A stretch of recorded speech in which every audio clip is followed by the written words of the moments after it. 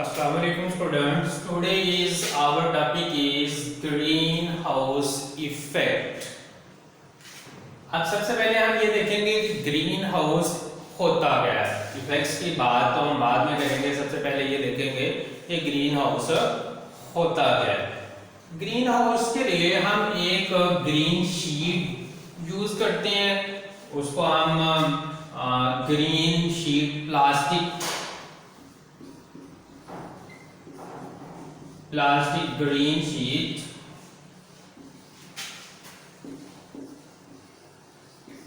Green house के लिए हम यूज करते हैं, या फिर glass polythene sheet, glass polythene sheet. ये दो शीट्स हैं जिनको हम ग्रीन हाउस के तौर पे जो है वो यूज करते हैं। प्लास्टिक ग्रीन शीट ले लें या फिर ग्लास पॉलीथीन शीट ले लें, इसको हम रूम की शेप में जो है या किसी की तरह से हम इसको क्लोज कर लेते हैं, और इसके अंदर भी जितनी जो चीज़ें जो भी चीज़ जिसका हमें टेम्परेचर मेंटेन करना होता है उसको इसके अंदर रखा जाता है। तो ये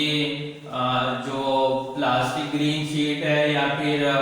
ग्लास पॉलीथीन शीट है, ये हीट ट्रैपर के तौर पे काम करती है, और इनसाइड टेम्परेचर रूम, अगर एज अ रूम हम इनको बना लें तो रूम के अंदर का इनसाइड टेम्परेचर जो होता है वो ये मेंटेन रखते हैं। अब हम ये देखेंगे कि कैसे जो है ये प्लास्टिक ग्रीन शीट या फिर ग्लास पॉलीथीन शीट जो है वो ग्रीन हाउस के तौर पे कैसे जो है वो वर्क करती है। हमारा जो सन है, इससे जो लाइट हमारे तक आती है, ये थर्मल रेडिएशंस जो है वो निकलती हैं इससे।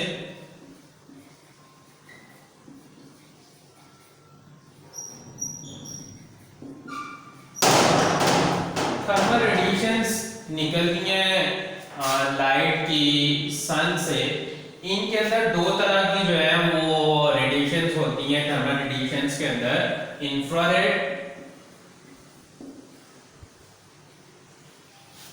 ये लॉन्ग वेवलेंथ की होती हैं,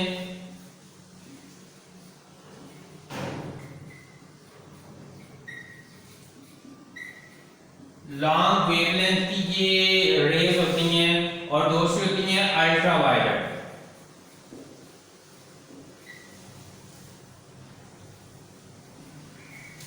अल्ट्रावायलेट जो है रेडिएशंस होती हैं, ये होती हैं शॉर्ट वेवलेंथ की।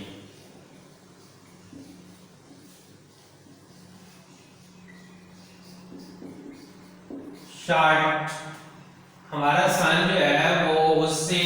थर्मल रेडिएशंस निकलती हैं। वो थर्मल रेडिएशंस जो हैं वो उनके अंदर इंफ्रारेड रेज होती हैं, जिनकी वेवलेंथ होती है वो लॉन्ग होती है, और नंबर 2 पे उन सूरज की रोशनी में अल्ट्रावायलेट रेज होती हैं जो कि शॉर्ट वेवलेंथ की होती हैं। अब ग्रीन हाउस इफेक्ट में क्या होता है, green house green plastic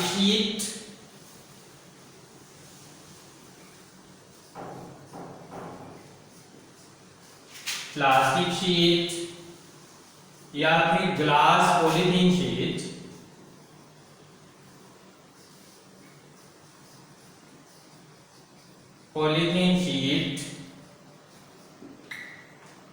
green plastic sheet या फिर ग्लास पॉलीथीन शीट जो होती है, जब हम इसको ग्रीन हाउस के तौर पे यूज करते हैं, तो जब ये रेडिएशंस इस ग्लास पॉलीथीन शीट से आके टकराती हैं, इसके ऊपर पड़ती हैं, तो ये जो शॉर्ट वेवलेंथ मतलब कि जो अल्ट्रावायलेट रेडिएशंस होती हैं,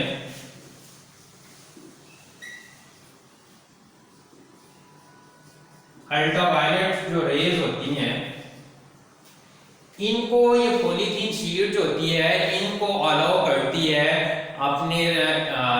शीट के अंदर जो है वो एंटर होने के लिए। जो लेकिन ये जो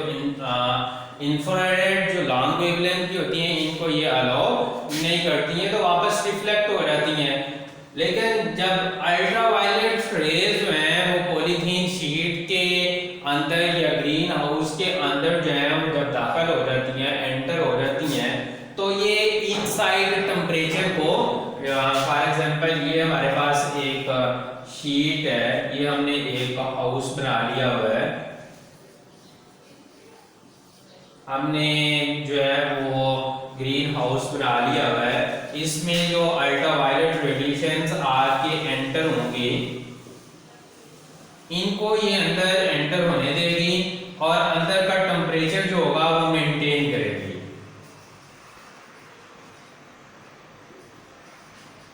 मेंटेन टेम्परेचर,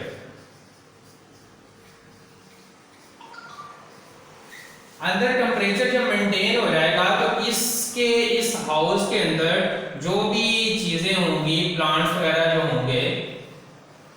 मोस्टली हमें प्लांट्स वगैरह के लिए ही, प्लांट्स वगैरह का जो टेम्परेचर है उनको मेंटेन करने के लिए, स्पेशली विंटर वेकेशंस में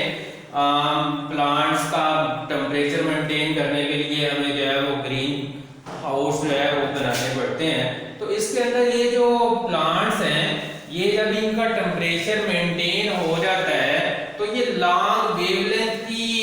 रेडिएशंस एमिट करते हैं, लॉन्ग वेवलेंथ की।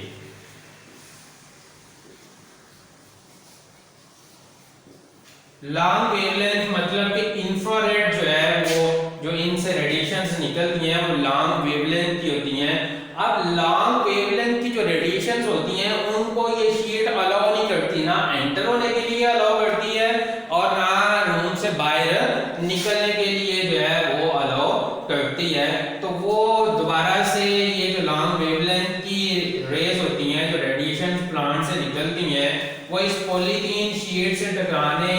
के बाद दोबारा से वापस जो होती हैं वो रिफ्लेक्ट हो जाती हैं और इनके वापस रिफ्लेक्ट हो जाने की वजह से इनसाइड टेम्परेचर जो होता है वो मेंटेन रहता है और इस तरह से अंदर जो है वो प्रोमिनेंट ग्रोथ जो होती है वो प्लांट्स की विंटर्स के अंदर, क्योंकि विंटर सीजन में हम अक्सर ये देखते हैं कि प्लांट्स की ग्रोथ जो होती है वो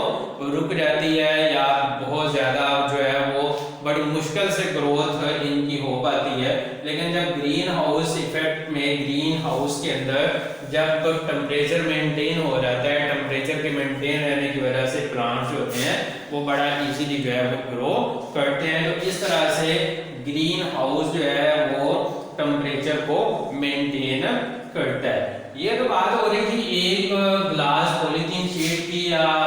प्लास्टिक शीट की, जो हम एक रूम बना लेते हैं, रूम के अंदर जो है वो टेम्परेचर इस तरह से मेंटेन रहता है। लेकिन हम ये भी ऑब्जर्व कर रहे हैं कि हमारे एटमॉस्फेयर का टेम्परेचर जो है ये इंक्रीज हो रहा है।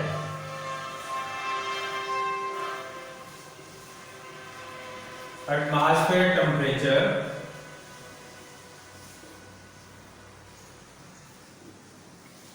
increases day by day.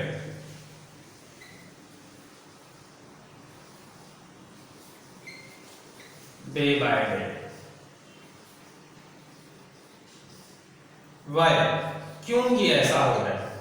हमारे यहाँ तो कोई ऊपर हमने जो है वो ग्रीन हाउस नहीं बनाया हुआ, कोई हम पॉलीथीन शीट यूज नहीं कर रहे, तो फिर ये हमारे एटमॉस्फेयर का टेम्परेचर जो है ये दिन ब दिन क्यों इंक्रीज होते जा रहा है? उसकी वजह ये है कि हमारे एटमॉस्फेयर में कार्बन डाइऑक्साइड मौजूद है, carbon dioxide plus water vapours.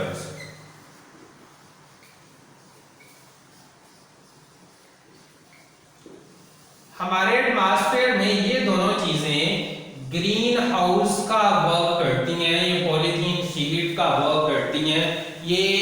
As a heat trapper जो है वो वर्क करती हैं। क्या होता है जब सन रेज हमारी अर्थ पे आती हैं, अर्थ से टकराने के बाद जब ये वापस लौटती हैं तो carbon dioxide plus water vapours जो हैं ये इनको ये as a greenhouse layer के तौर पे काम करते हैं, पॉलीथीन शीट का काम करते हैं और ये इन रेज को, इन रेडिएशंस को वापस नहीं जाने देते, बल्कि वापस दोबारा रिफ्लेक्ट कर देते हैं और इनकी रिफ्लेक्शन की वजह से और रेडिएशंस का वापस मुड़ जाने की वजह से हमारी अर्थ का टेम्परेचर जो है वो दिन ब दिन इंक्रीज होता जा रहा है। नीम के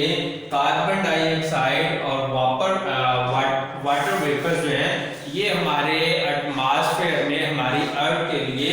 ग्रीन हाउस का वर्क जो है वो करते हैं। अब इसके जो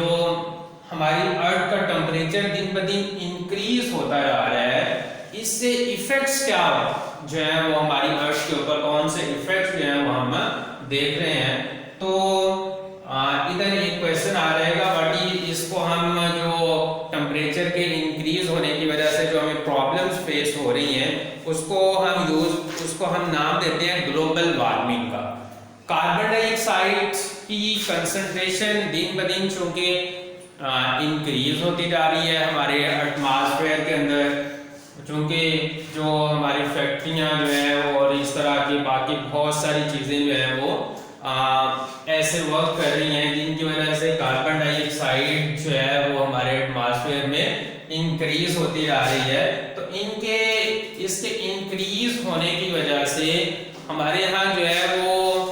एक प्रॉब्लम जो है वो क्रिएट हो रही है जिसको हम एज अ ग्लोबल वार्मिंग जो है वो नाम देते हैं। उससे ये हो रहा है कि हमारी अर्थ का टेम्परेचर जो है वो दिन ब दिन इंक्रीज होता जा रहा है और टेम्परेचर के इंक्रीज होने की वजह से हमारे जो ग्लेशियर्स है, ग्लेशियर मीन जो हमारे बर्फ के जो है वो आइस के जो पहाड़ हैं वो पिघलते जा रहे हैं और उनके पिघलने की वजह से जो है वो काफ़ी ज़्यादा इफेक्ट्स जो हैं वो प्रोड्यूस हो रहे हैं और दिन ब दिन हमारी अर्थ का टेम्परेचर जो है वो इंक्रीज होता जा रहा है।